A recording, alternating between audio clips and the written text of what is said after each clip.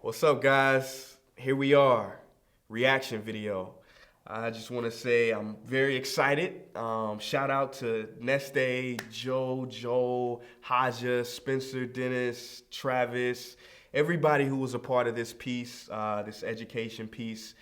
I'm so happy that a lot of people are talking about it. I mean, this video has reached over 250 million people on Facebook and YouTube combined. So education is such an important topic. If you care about poverty, race relations, climate change, then you better care about education. So without further ado, let's get into this reaction video. Fine Brothers, what's up?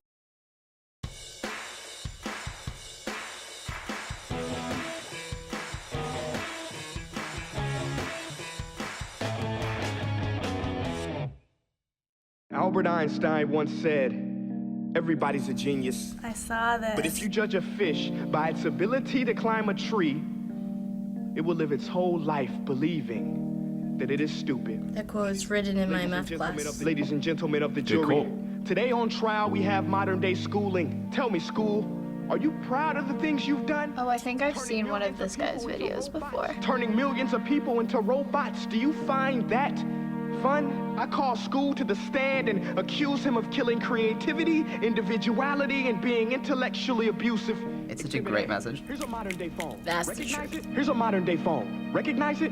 Here's a phone from 150 years ago. Big difference, right? Stay with me. Here's a car from today. And here's a car from 100. But we still use the same books, right? Still the same. Here's a classroom of today.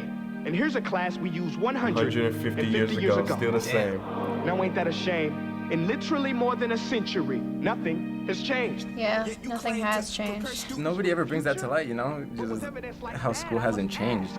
Do you prepare students for the future or the past? Everyone can't just be put in these classrooms and expect them to all have the same results. You were made to train people to work in factories, which explains why you put students in straight rows, nice and neat. Tell them sit still, raise your hand if you Yeah. gotta speak, give them a short break to eat. And It's like robots. For 8 hours a day, tell them what to think.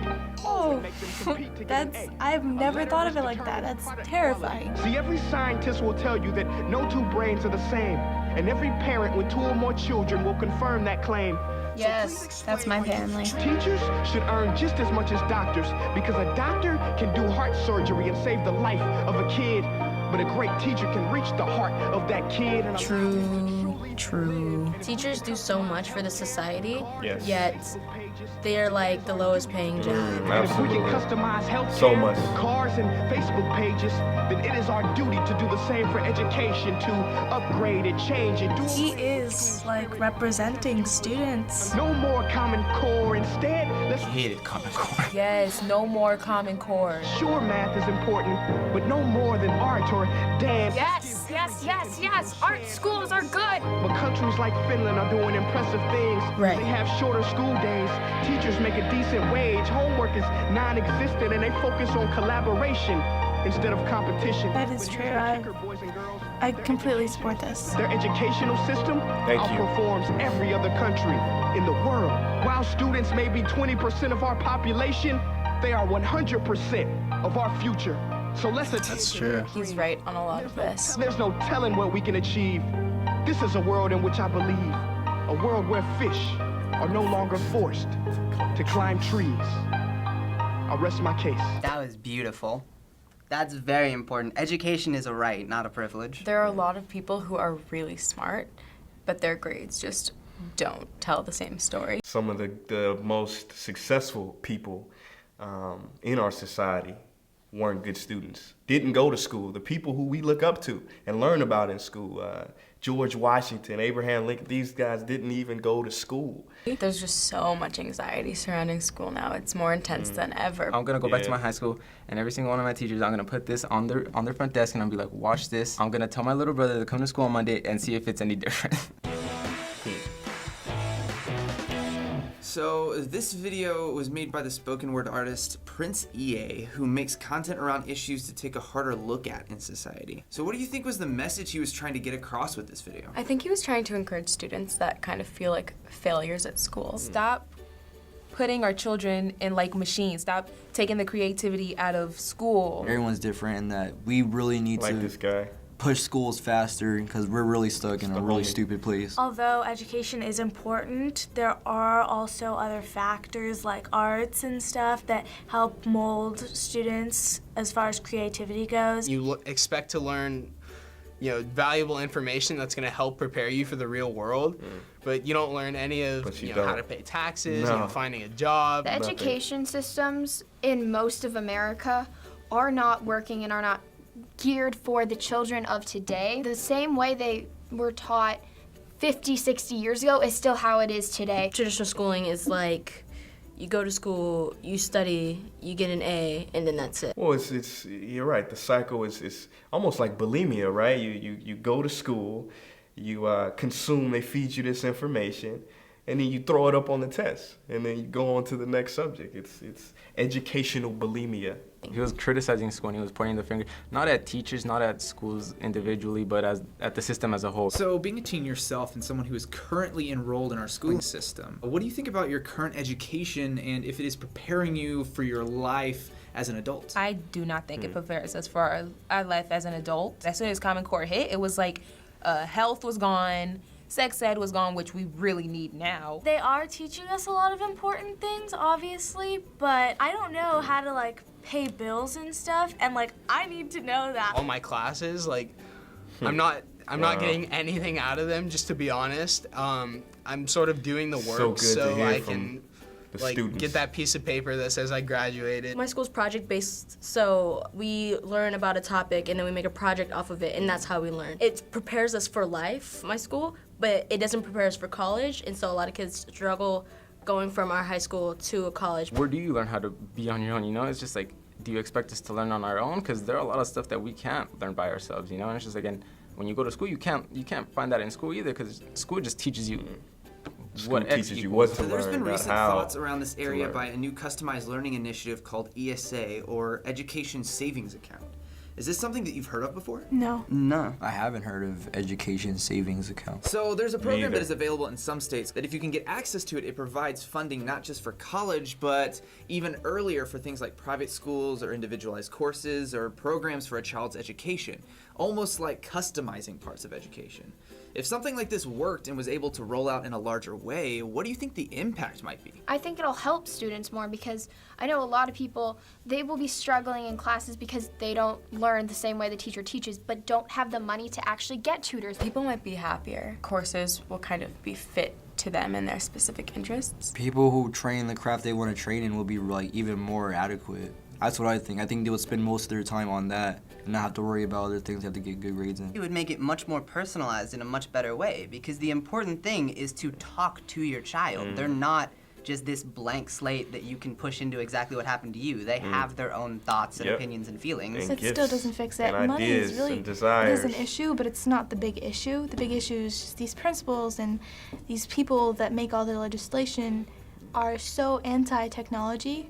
Why can't you use your smartphone in school? That's As true. a college student, I honestly cannot live without my smartphone.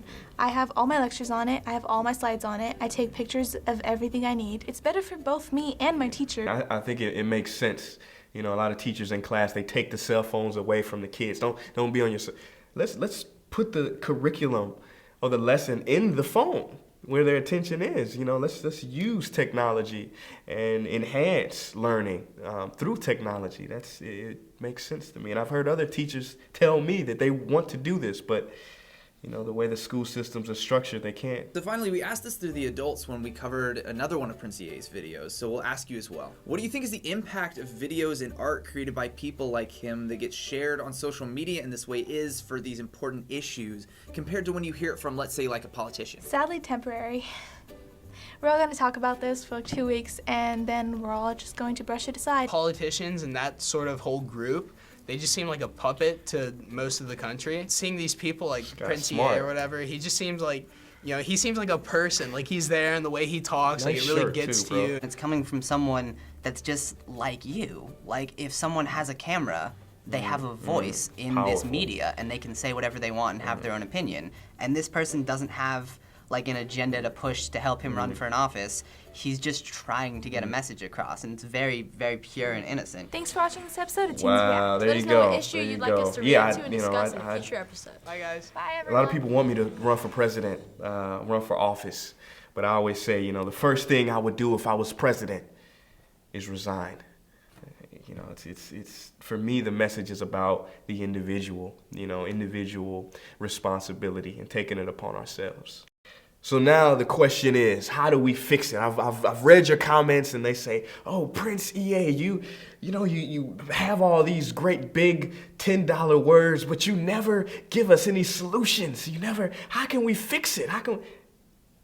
Right now, right here, right now, let's talk about how we fix it. And I have 4 ways on how we can fix the educational system, not only in this country, but in the world.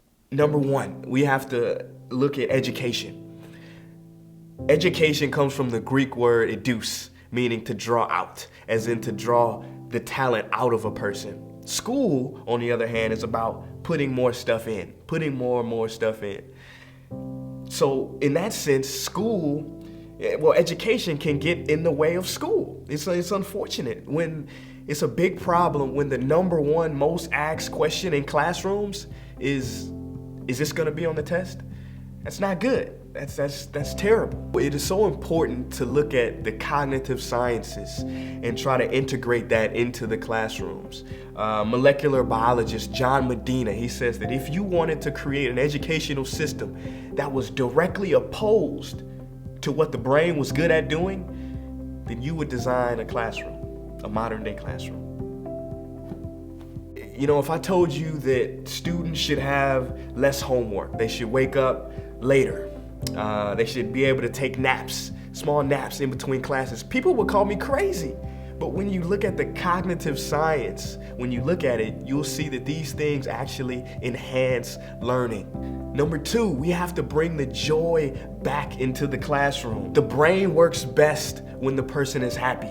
If a student is stressed out, if they're miserable, how do we expect them to learn efficiently? It's not gonna happen. So we have to bring the joy and the happiness and the fun back into the classroom. Number 3, we have to look at what's working. Countries like Finland, they're doing something, and we have to look at, okay, what are they doing differently? How are their scores and their students outperforming us by so much?